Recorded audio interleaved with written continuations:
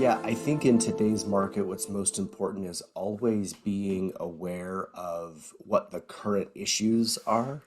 So, for instance, news of the week when we're recording this interview is the quiet quitting has hit Harvard Business Review, and that's what people are talking about. So I just make sure that I'm aware of what the headlines are, how it relates to the kind of work that we're doing. And I base this on when I used to work in financial planning. I had a 20 plus year career in financial services. Part of that lesson was the headlines, especially in investments in particular, can be really distracting from the goal.